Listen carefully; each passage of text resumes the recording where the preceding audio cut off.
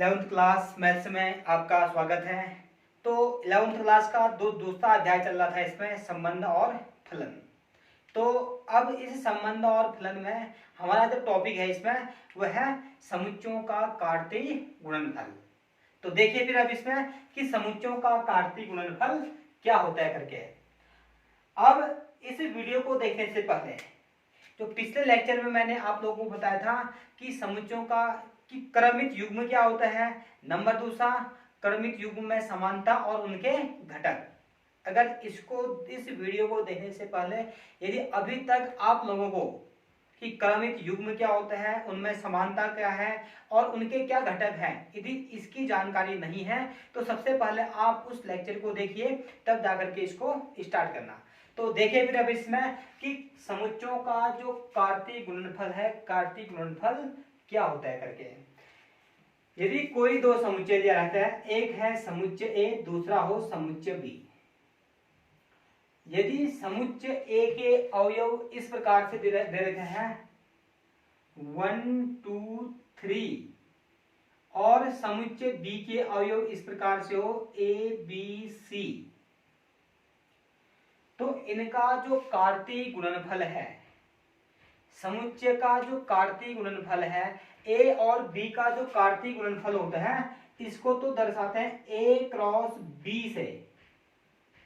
तो समुच्चय ए और बी का कार्तीय गुणनफल ए क्रॉस बी उन सभी क्रमित युग्मों का समुच्चय होता है जिसका पहला घटक ए का होगा और दूसरा घटक बी। पहला घटक ए का और दूसरा घटक किसका होगा, बी का।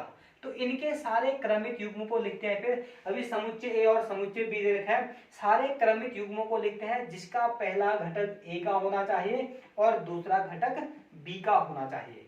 तो देखिए फिर इसमें अब पहला घटक ए का कितना देगा 1 और दूसरा घटक बी का 1 ए, या हो सकता है 1 बी, या हो सकता है 1 सी। इतना ही हो सकता है।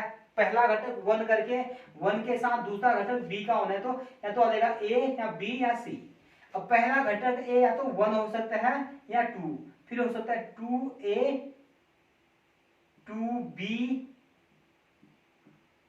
2c।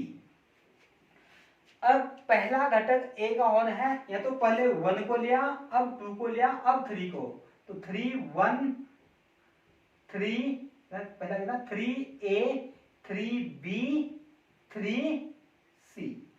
इसके अलावा कोई भी एलिमेंट अब नहीं आ सकता है, क्योंकि कार्तीय गुणनफल में जो a क्रॉस b होगा, कार्तीय गुणनफल a क्रॉस b उन सभी अवयवों का समुच्चय होता है, उन सभी क्रमित युग्मों का समुच्चय जिनका पहला अवयव ए का, दूसरा अवयव बी का। पहला अवयव ए का है तो 1 हो सकता है या 2 हो सकता है या 3 ही हो सकता है। अब जैसे दूसरा घटक का है बी का, तो जैसे पहला है तो ए बी सी या ए बी सी या ए बी सी, इतना ही हो सकता है। तो यही कहलाता है दो समुच्चयों का कार्तीय गुणनफल। तो आप लोग इसको पहले ध्यान से समझिए। अब मैं इसकी परिभाषा को लिख लेता हूं। अब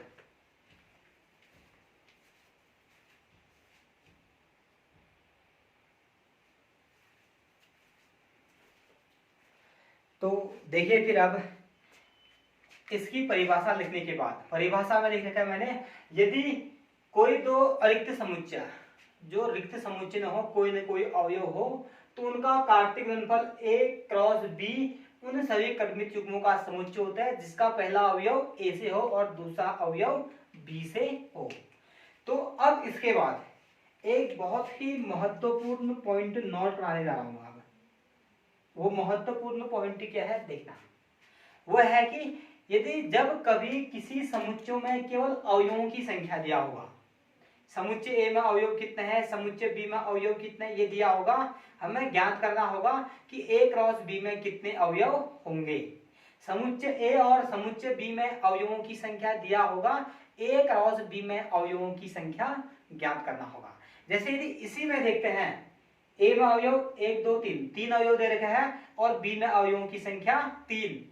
ए क्रॉस बी में कितने हैं टोटल 9, 1 2 3 4 5 6 7 8 9। ए में 3 था, बी में 3 था, तो ए क्रॉस बी में 3 इंटू 3 कितना 9 एलिमेंट हो गया है। इसी प्रकार से मैं कुछ एग्जांपल और ले रहा हूं, जैसे समुच्चय ए में लिया केवल ले रहा हूं 1,2 और बी में ले जा रहा हूं a,b। तो a क्रॉस b ज्ञात करके देखते हैं। a cross b equal to कितना का 1a 1b 2a 2b।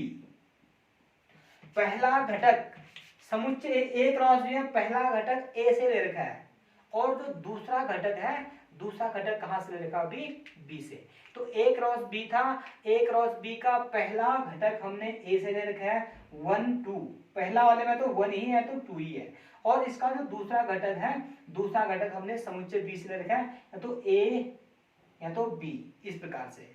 तो अभी समुच्चय a में अवयवों की संख्या था 2, समुच्चय b में अवयवों की संख्या है 2, तो a क्रॉस b में कितना अवयव है 4 अवयव है। तो यहां से एक निष्कर्ष निकाल सकते हैं, जैसे पहले वाले में क्या था, a में 3 अवयव, b में 3 अवयव, तो a क्रॉस b में 3 3 9।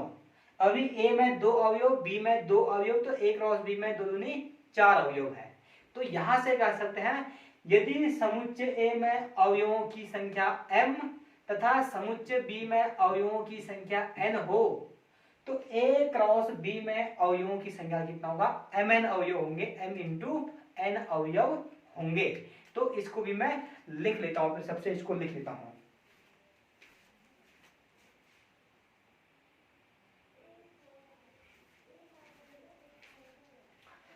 तो देखिए फिर इसको मैंने लिख लिया, इसमें से इसमें लिख रखे हैं यदि समुच्चय a में m तथा समुच्चय b में n अवयव हो, तो a क्रॉस b में कुल अवयवों की संख्या कितना होता है mn अवयव, m इंटू n अवयव। तो उम्मीद करता हूं कि आप लोगों को ये टॉपिक अच्छी तरह से आ रहे होंगे। आप इनसे संबंधित कुछ समुच्चय लीजिए, समुच्चय ए समुच्चय बी एग्जाम्पल लेते रहें और उनमें से हम ए क्रॉस बी को ज्ञात करते रहे इसमें से।